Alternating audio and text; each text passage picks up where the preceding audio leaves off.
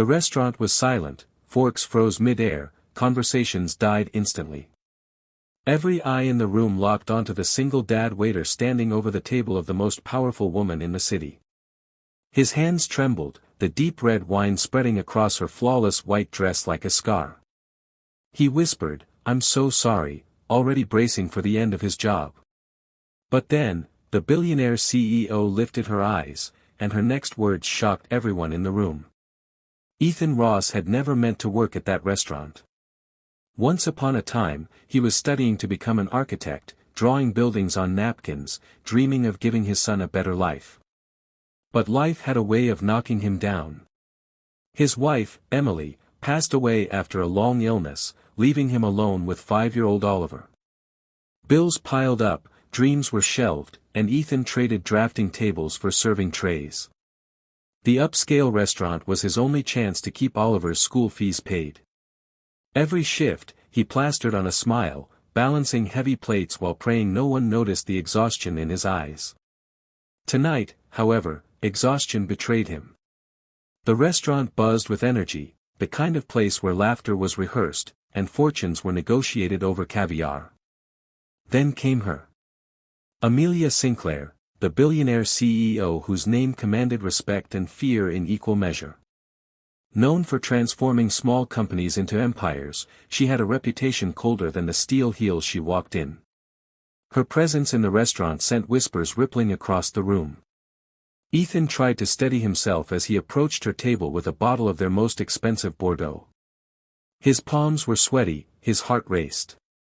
Oliver had a school trip tomorrow, and Ethan promised he'd pay for it with tonight's tips. Just one more night without mistakes. But fate had other plans. As he leaned in to pour, his hand slipped. A cascade of deep red wine splashed across Amelia's white silk dress. Gasps echoed like gunfire.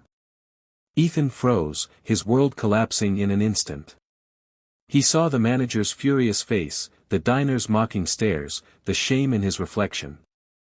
I'm so sorry, ma'am," Ethan stammered, voice shaking. "It was an accident. I'll fix this." Everyone waited for the explosion. Billionaires like Amelia Sinclair didn't forgive mistakes. They crushed them. Ethan braced for the words that would end his job. But Amelia looked up, calm and unreadable. She studied his trembling hands, his pale face, and then said softly, so softly that the entire room strained to hear. "Tell me, why are your hands shaking like that?"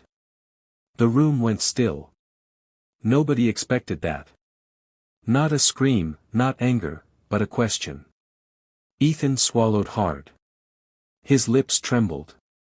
"Because this job is all I have, because I can't afford to lose it." Her eyes lingered on him, something flickering beneath her cool facade. And then, with the weight of the entire restaurant watching, Amelia Sinclair gave the last. The Foster Agency office smelled of stale coffee and bureaucracy.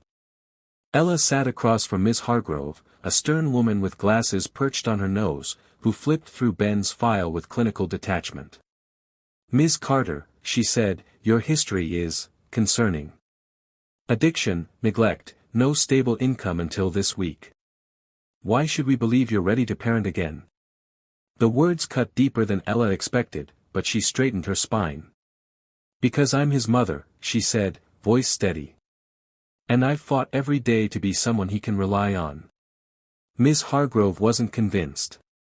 She outlined the requirements: a stable job, a safe home, and supervised visits to rebuild trust with Ben. "He's been through a lot," she added, softer now. "He's a quiet boy. Doesn't talk much about you." Ella's heart sank, but she nodded. She'd expected this. Ben had every right to be angry, to feel abandoned. She'd have to earn him back, piece by piece. Her first visit with Ben was scheduled for the next day. Ella spent the night in the motel, pacing, rehearsing what she'd say.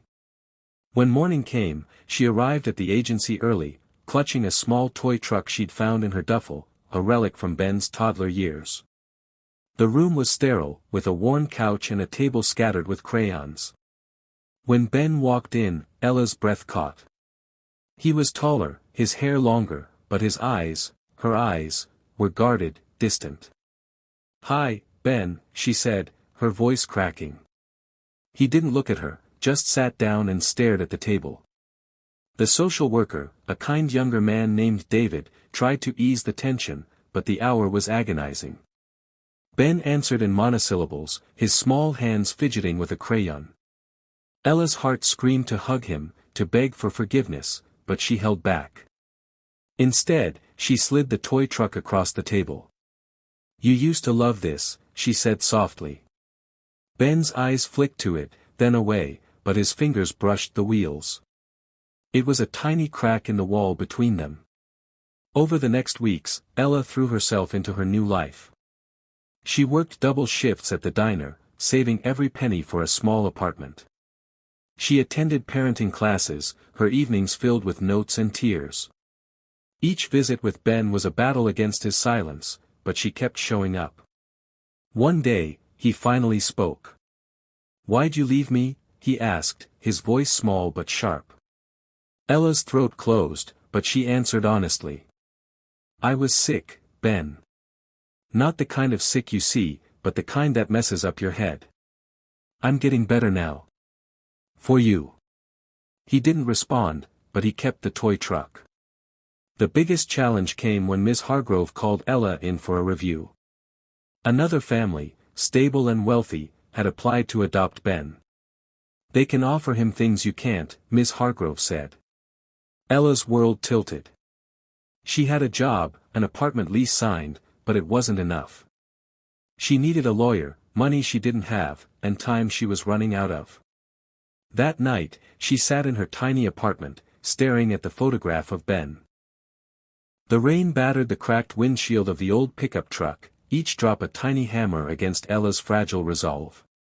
She gripped the steering wheel, her knuckles white, staring at the faded photograph tucked into the dashboard, a young boy with her eyes, smiling like the world hadn't yet broken him. "I'm coming, Ben," she whispered, her voice trembling with a promise she wasn't sure she could keep. Somewhere out there, her son was waiting, and she'd tear through every storm, every mile, and every piece of her shattered past to find him. "Would you keep driving, no matter the cost, for the one person who makes your heart whole?" Ella's boots sank into the muddy shoulder of Highway 17 as she stepped out of the truck, the rain soaking through her worn jacket. It was 3 a.m., and the world felt like it was drowning. 2 years ago, she'd lost everything, her job, her home, her son, when addiction clawed her into its depths. Ben, only 7 then, had been taken by child services after she'd passed out in a haze of pills, leaving him to fend for himself for 2 days. The guilt was a living thing, gnawing at her insides every moment since. Now, clean for 6 months, she was chasing a lead, a foster home in a small town called Willow Creek, 300 miles away, where Ben might be. The truck's engine sputtered as she climbed back in, but it roared to life, as stubborn as she was. Ella wasn't just fighting the storm, she was fighting the voices in her head. "You don't deserve him. You'll fail again." She shook them off, focusing on the road. Her sponsor, Maria, had given her the address and a warning: the system doesn't make it easy. "You'll need to prove you're stable, Ella. Not just to them, but to Ben." Stability. The word felt like a cruel joke. She had $47 in her pocket, a duffel bag of clothes, and a job offer as a diner waitress in Willow Creek. It wasn't much, but it was a start. The first challenge came at dawn, when the truck's tire blew out on a desolate stretch of road. Ella cursed, slamming her hands on the wheel. She had no spare, no phone signal, and the nearest town was 20 miles back. Panic crept in, but she thought of Ben's face, his gap-toothed grin, and forced herself to breathe.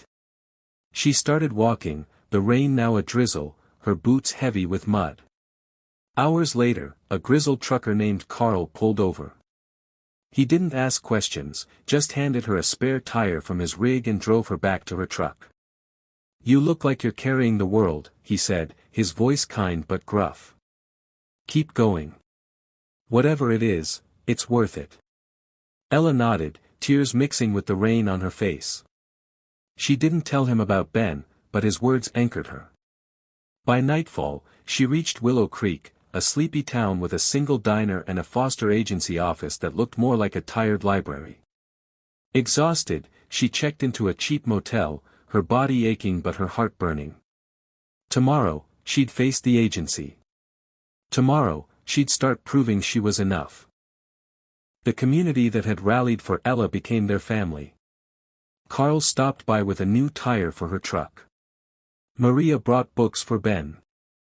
The diner's owner gave Ella a raise, seeing her determination.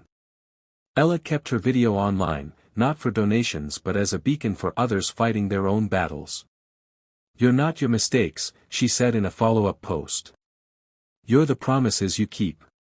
Ella and Ben stood by the old pickup truck, now with a new tire and a fresh coat of paint, ready for a road trip to the coast, a promise kept for a boy who deserved the world. The rain was gone, the sky wide and blue. As they drove off, Ella glanced at Ben, his face lit with a smile that mirrored her own. "If you've ever fought for someone you love, if you've ever carried a promise heavier than your heart, what would you do to keep it?" Ella kept driving, and so can you. Keep going, because the ones who matter are worth every mile.